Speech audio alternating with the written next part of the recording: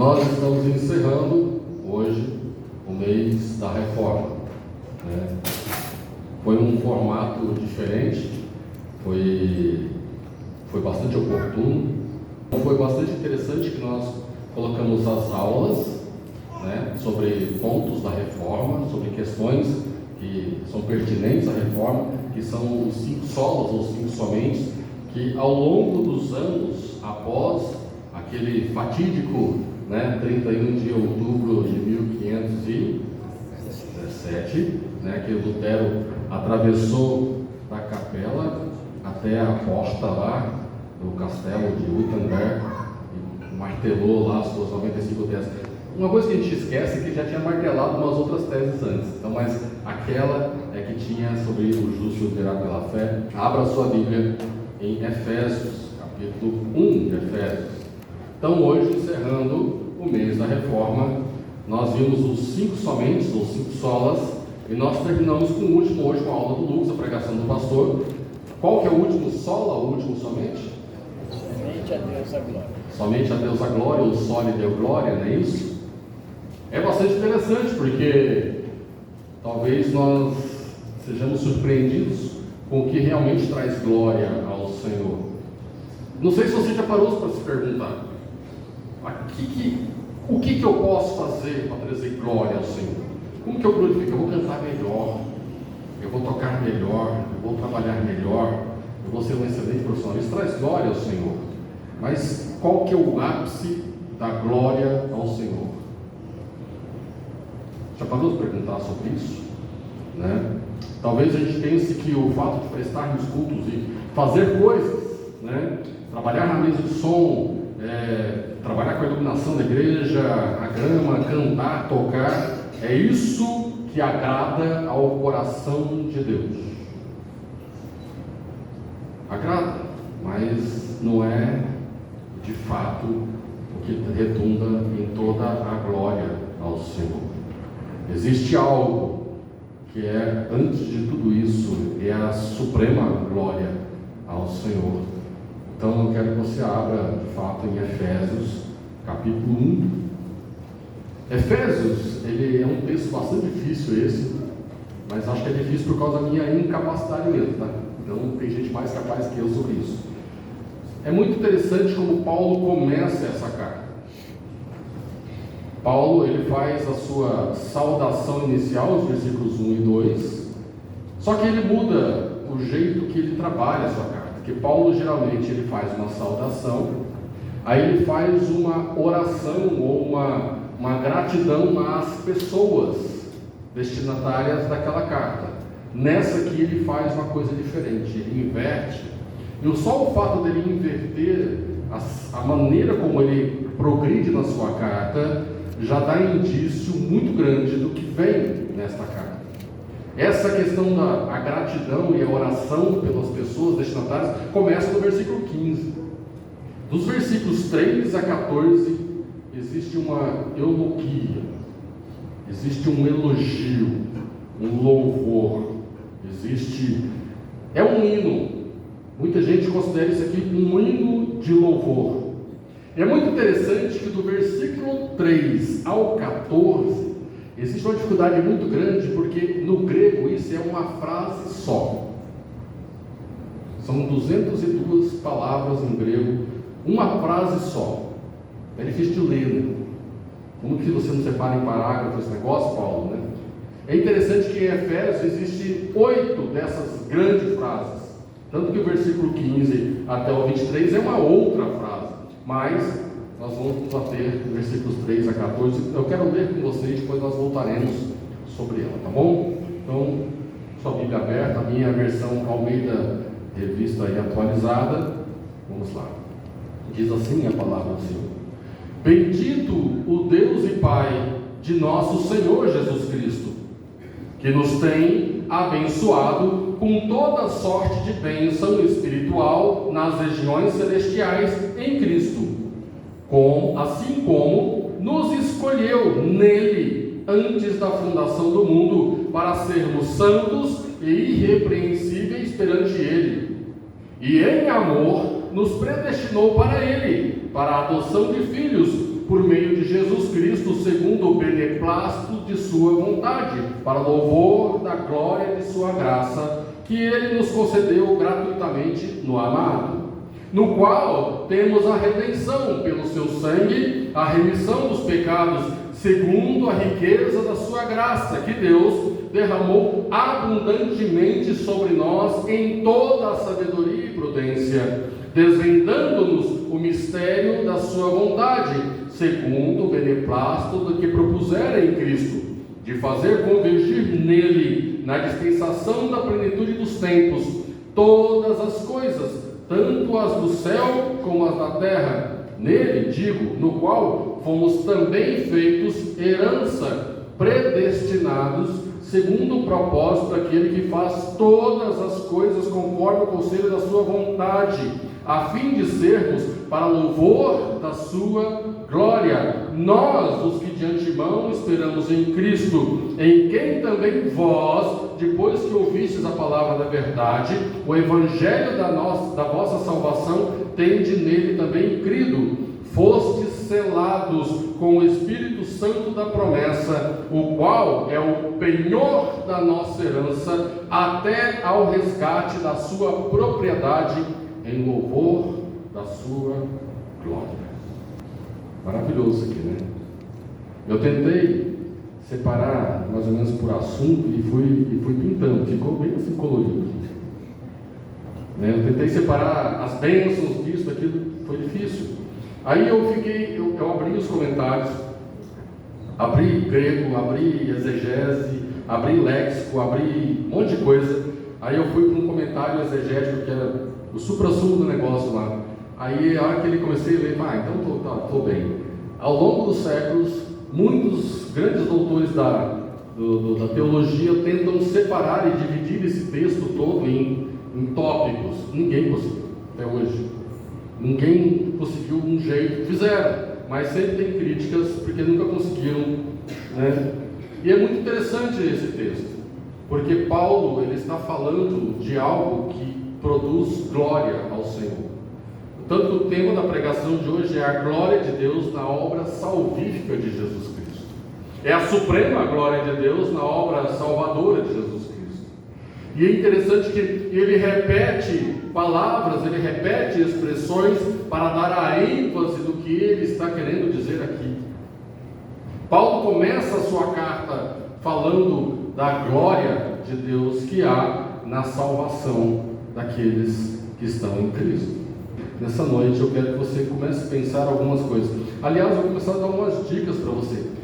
Quando você começar a ler um texto bíblico, os versículos, eles são muito bons para ajudar você a localizar. Versículos, capítulos, livros são como o endereço de uma casa, né? Então você vai lá, você vai em Montemor, no bairro tal, na rua fulano de tal, no número X, né? Você encontra a casa. Você fala assim, não, vai lá em Montemor que você me encontra. Não vai encontrar, né? Então, assim, essa capitulação, né, esse jeito de fazer capítulos e versículos, né, da Bíblia, ela é recente. Só que quem fez isso não foi muito criterioso. Então, você toma cuidado. Por exemplo, final do versículo 4, ele faz o versículo 4 assim: assim como nos escolheu nele, antes da fundação do mundo, para sermos santos e irrepreensíveis perante ele. Aí tem um ponto e vírgula.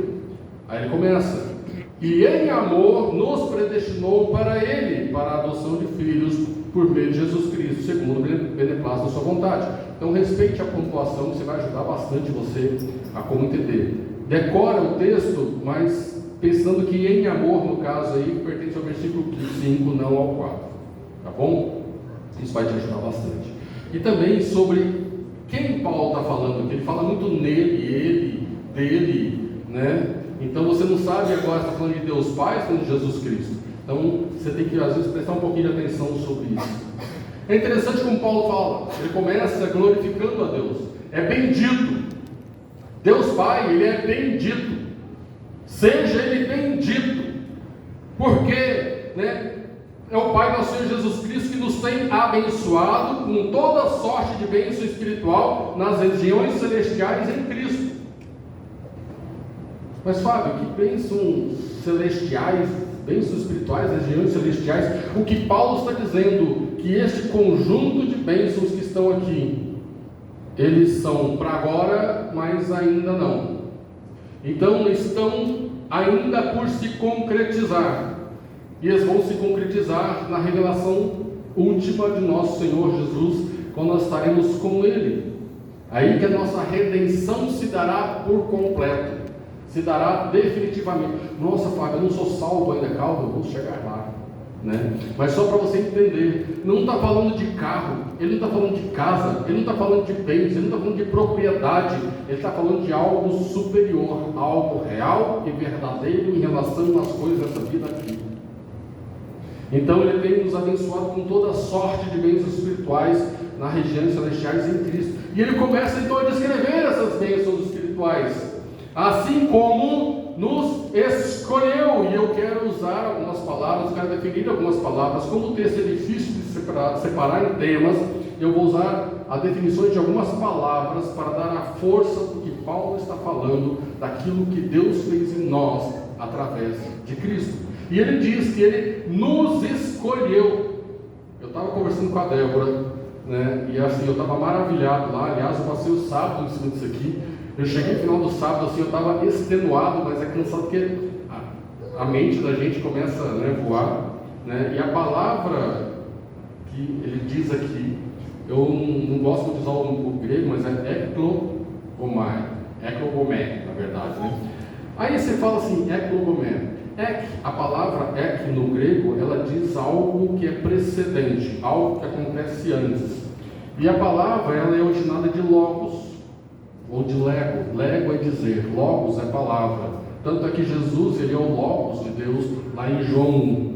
Mas a junção dessas palavras diz que Deus escolheu antes. É como se ele declarou algo, né? E inclusive tem a junção da palavra rema, que é uma declaração de Deus, né? Mas Deus declarou, ou Deus escolheu, e ele fala assim, antes da fundação do mundo, antes do mundo ter o princípio. E é interessante que essa palavra fundação, ela é usada em outro contexto para o ato do homem botar a sementinha dele no útero da mulher. É o princípio da coisa. Quando o mundo começou, antes do mundo começar, Deus nos escolheu. E é interessante, para o que Deus nos escolheu?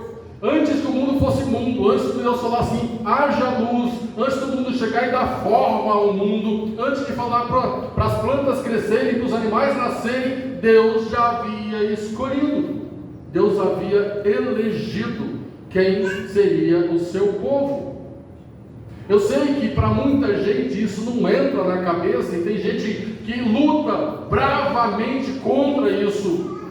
Só que eu não sei por que lutam contra isso, mas olha só, Deus escolheu ou elegeu antes da fundação do mundo. E escolheu para quê? Para sermos santos e irrepreensíveis.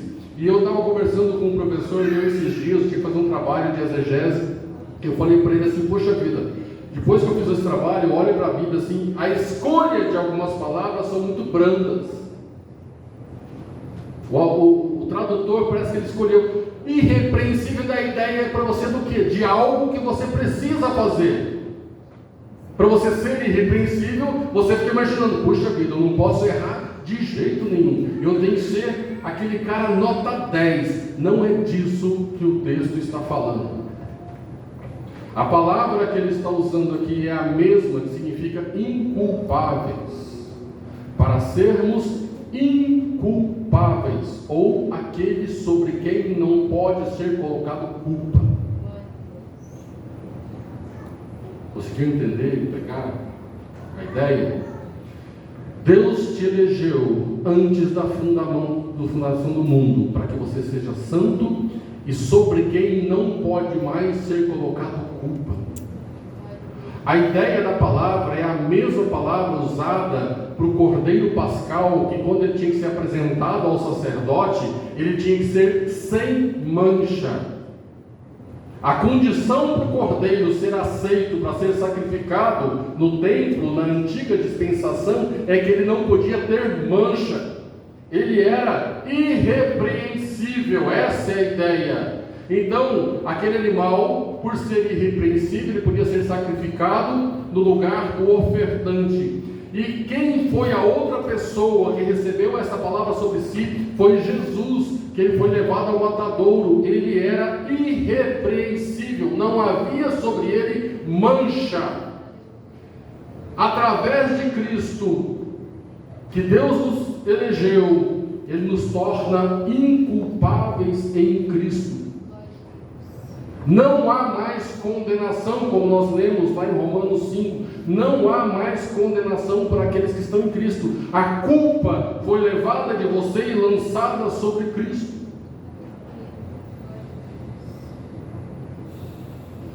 As bênçãos espirituais, né? O Senhor nos elegeu antes mesmo que o mundo fosse formado. Para quê?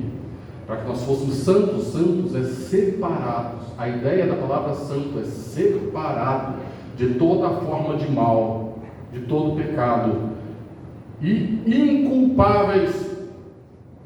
Deus mesmo se encarrega de dizer que você é inculpável, que a tua culpa não vai ser lançada sobre você no dia do juízo, porque ela foi lançada sobre Cristo na cruz do Calvário.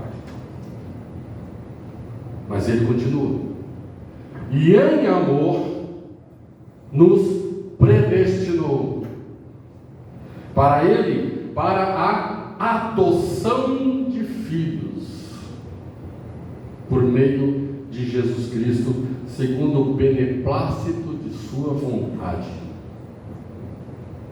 A palavra é outra palavra, conversando com a Débora, uma palavra interessante, proorizo.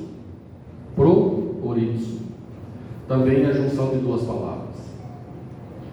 A palavra que dá origem a proorizo é orizo, que é a palavra que gera a nossa horizonte.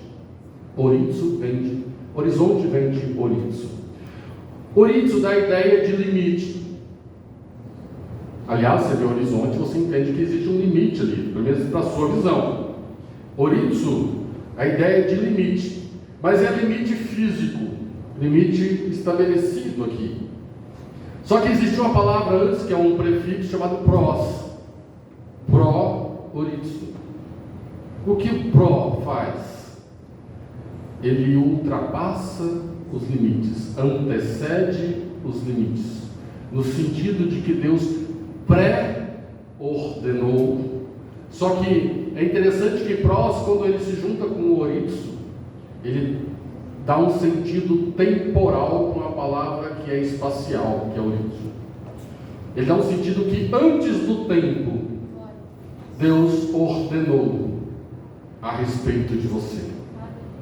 Então, antes do tempo, é um sentido atemporal, antes do tempo ser estabelecido, Deus já te adotou como filho na pessoa de Cristo, segundo o prazer da sua vontade. Deus tem deleite na sua vontade em te predestinar a ser filho. E é interessante que a adoção é a escolha de uma pessoa que não é seu filho natural, para que essa pessoa tenha direitos sobre toda a sua propriedade. Ele se torna seu herdeiro definitivo. É disso que Deus está falando através de Paulo em Efésios. Ele está dizendo, por que adoção? Porque nós não somos filhos naturais, só que Deus agora nos torna seus filhos legítimos através da adoção, através da pessoa de Cristo. E Ele tem prazer e deleite em desejar isso, em conceder isso. Aí no versículo 6, ele dá de novo: para louvor da glória da sua graça, que Ele nos concedeu gratuitamente no amado. E aqui Paulo fala: não há nada que você possa fazer para que Deus tenha feito isso. Não há nada em você, até porque você surgiu depois. Não há nada em você para que Deus, antes de começar o mundo, Ele tenha te elegido. Para que antes de começar o relógio do tempo, Deus tinha ordenado a respeito de você. Não há nada. Nada que você possa fazer, nada que você possa imaginar, que possa atrair o amor de Deus para você. Não é por mérito, não é por vontade sua, não é por algo que você faça ou deixe de fazer. A escolha do Senhor sobre você é soberana, e isso glorifica ao Senhor. É para o louvor da glória de sua graça. Na gratuidade da salvação, Deus é louvado. Ao ordenar, ao eleger, antes de fazer qualquer coisa, e ao ordenar antes que o tempo existisse, Deus é glorificado. Mais do que você cantar, mais do que você tocar, mais do que você ser um excelente profissional, mais do que você ser excelente pai ou excelente mãe, Deus é glorificado em que você seja o seu filho. Não é por você. Não é por você. Na qual, gratuitamente no amado, que é Cristo, no qual nós temos a redenção. Você sabe o que é redenção? Você é escravo. E como escravo, alguém vem e paga o preço da sua escravidão e te alforria daquele cativeiro. Isso é redenção. Alguém chega naquela praça em que você está sendo exposto como escravo e compra o teu preço integral. Só que é interessante que você foi resgatado de um cativeiro e você se torna propriedade de quem te compra. E essa palavra vai vir mais tarde. Você é transferido de Senhor. Não é que você agora eu posso fazer o que eu quiser da vida, eu sou livre. Não é disso não. Você foi comprado. Você foi comprado do cativeiro do pecado. E agora você tem um Senhor. A diferença é que este Senhor, Ele te comprou para você ser separado de toda forma de mal e ser inculpado. Não há mais culpa sobre você. A ira de Deus não cai mais sobre você. Ela foi derramada sobre o seu Filho Jesus na cruz do Calvário. Pelo seu sangue, a remissão dos pecados. E aqui ele faz o paralelo para indicar como ele pagou esse preço. É pelo sangue. E por este sangue, o cativeiro que vinha pelo pecado, você foi remido. Você foi retirado de lá. Não há mais preço a ser pago para você. Segundo, a riqueza da sua graça. Ou seja, você não tem um vintém para pagar a respeito da sua condição de escravo. Deus faz completamente isso por você. Que Deus, graça essa que Deus derramou abundantemente sobre nós em toda a sabedoria e prudência. Derramou é uma palavra fraca, ele a transbordou. Sobeja de tal maneira que ela transborda, não cabe no conteúdo, não cabe no recipiente onde ela é derramada, ela simplesmente transborda. Você já pôs um balde debaixo de uma cachoeira até ele encher?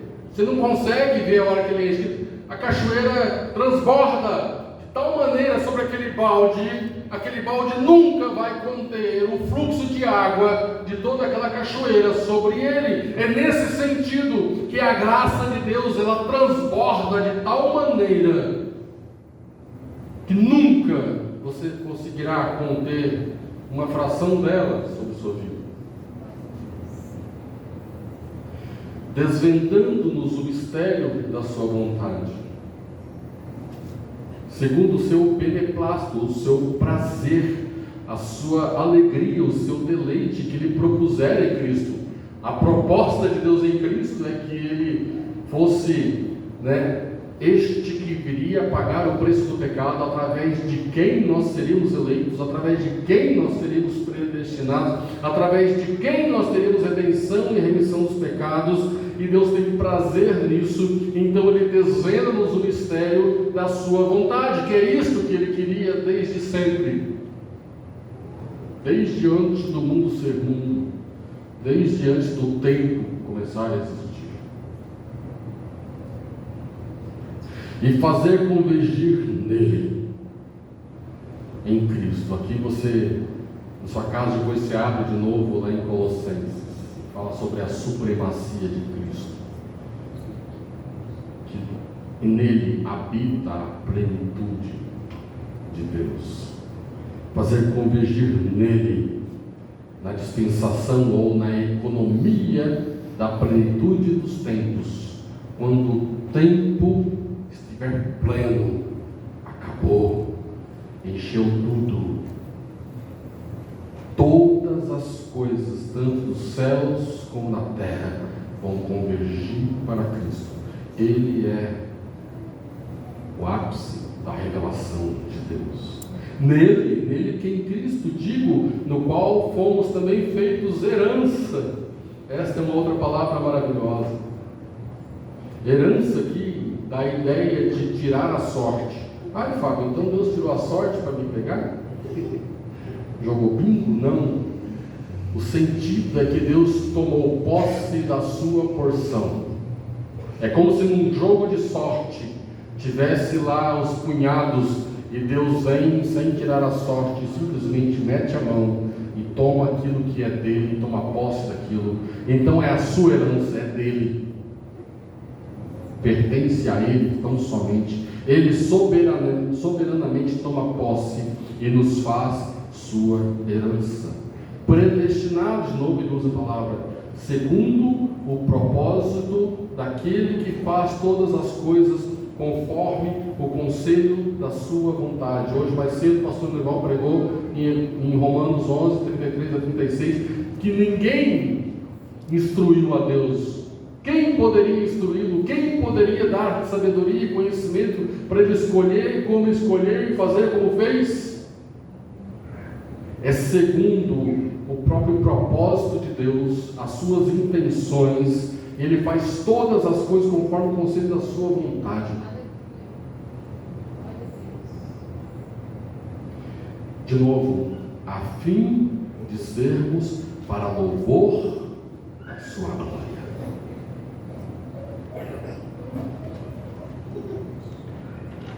Nós, os que de antemão esperamos em Cristo.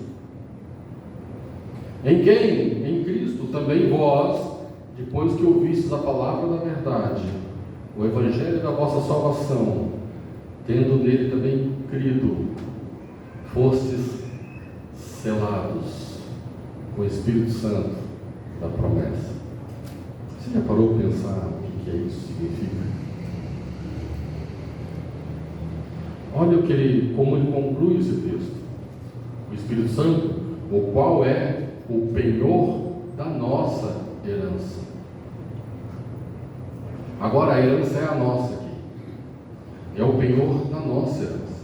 Quantos aqui já penhoraram? Não existe muito mais loja de penhor, né? Quantos aqui já penhoraram? Você precisa muito de um dinheiro. Aí você pega aquela joia da família, um anel de casamento da sua avó, você vai no banco, penhora. Aquele anel significa para o banco que você vai vir resgatar o valor que você emprestou.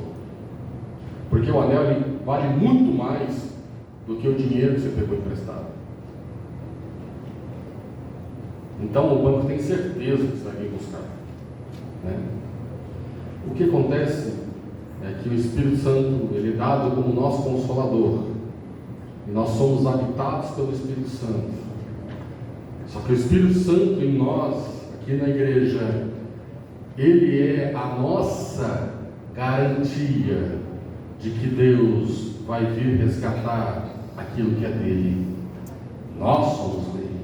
Nós somos a propriedade divina. Nós somos aquela herança que ele tomou. Nós somos aquele povo que ele elegeu antes de fazer qualquer outra coisa. Nós somos aquele povo que ele pré-ordenou antes que houvesse tempo e então Ele dá o seu Espírito Santo para dizer: acalma o teu coração, porque eu vou vir buscar. Amém. É o penhor. Se você tem dúvida de algo, o Espírito Santo está aqui para te dar a certeza de que eu vou vir te buscar.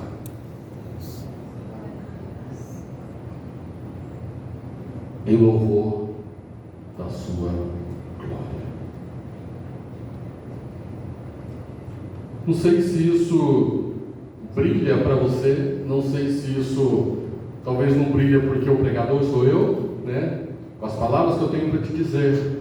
Mas se você parar e pensa a respeito de que significa cada termo, cada palavra, cada ação de Deus nas palavras de Paulo em Efésios, é motivo para você ter esperança, não importa o que aconteça nessa vida. É motivo de esperança quando a doença bate à sua porta. É motivo de esperança e de alegria mesmo quando a penúria bate à sua porta. É motivo de esperança e de alegria quando a dor te acomete. Pode ser dor física, pode ser dor do coração, da alma. É motivo de esperança e de alegria quando vem a noite escura da alma. Todos nós passamos pela noite escura da alma. Parece que descemos pelo vale de Baca, vale de lágrimas, e é tudo escuro, é tudo cheio de espinho, deserto, escorpião, cobra, víbora, parece que é tudo que tem ali, mas o Senhor está ali, e existe uma promessa, que Ele deu o seu Espírito Santo, e Ele vai vir buscar a sua propriedade, do qual nós fazemos parte. E é interessante que Deus se regozija, se deleita nisso, e Ele é glorificado com a nossa salvação. E sabe o que é mais interessante de tudo isso? É que todo aquele arco dramático que você imagina, desde a criação, queda, a redenção e consumação, e você pega a Bíblia, não é soteriológico, no sentido, o tema principal da Bíblia, apesar dela falar quase que todo o tempo de soteriologia ou de salvação, esse não é a pedra de toque da Bíblia. A pedra de toque da Bíblia, de todo o arco dramático da revelação de Deus, é a sua glória. Ainda que acontecesse a impossibilidade de ninguém crer, o que é impossível, porque Deus já escolheu antes da fundação do mundo. Deus pré-ordenou antes que houvesse tempo. Ainda que acontecesse o impossível, Deus seria glorificado. Mas Ele recebe glória naqueles que Ele elegeu. Ele recebe glória por dar a salvação gratuitamente. Ele recebe glória por Ele mesmo prover o sacrifício para redimir o pecado do homem. Ele recebe glória. É muito interessante pensar nesse texto, justamente pensando na reforma protestante, porque os 5 solas eles têm a ver com soteriologia. Nós falamos só da Escritura, ou somente as Escrituras, porque é somente através das Escrituras que nós podemos encontrar palavras que nos conduzam à fé em Cristo e salvação. Não é através, olhando árvores e pedras e passarinhos e cachoeiras, apesar de haver uma revelação natural que aponta para um Deus criador, organizador e que mantém todas as coisas, mas não há revelação salvífica nisso.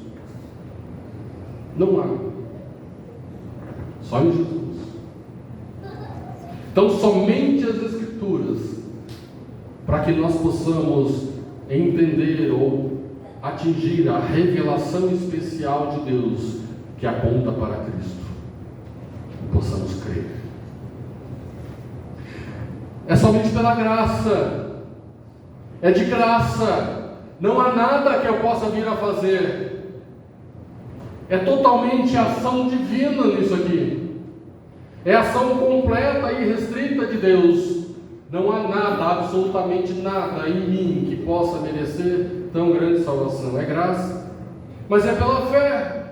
Eu preciso crer, Mas mesmo esta fé, e Paulo vai falar isso em Efésios daqui a pouco, mesmo esta fé é dom de Deus.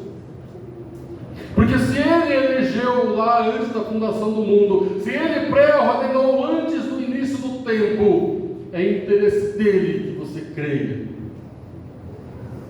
Então Ele vai providenciar fé para os seus eleitos. Mas também é somente por Cristo. É interessante que ele começa: bendito Deus e Pai de nosso Senhor Jesus Cristo, e todas as bênçãos aqui é através da pessoa de Cristo. Deus não faz nada sem ser através da pessoa de Cristo e sua obra. Por isso que eu bato a tecla: se você tem que conhecer alguma coisa nessa vida aqui, conheça o seu Salvador. Conheça o seu Salvador. E ele fala no final: somente a Deus glória. Porque tudo isto, o conhecer a revelação especial de Deus, compreender que é somente pela graça, pela fé em Cristo somente, redunda em louvor, em honra e glória ao Senhor. É somente Ele. Não tem glória a homens, não tem glória a sistemas religiosos, não tem glória a ideias filosóficas, não tem glória a coisa nenhuma que você possa fazer ou deixar de fazer. Não tem.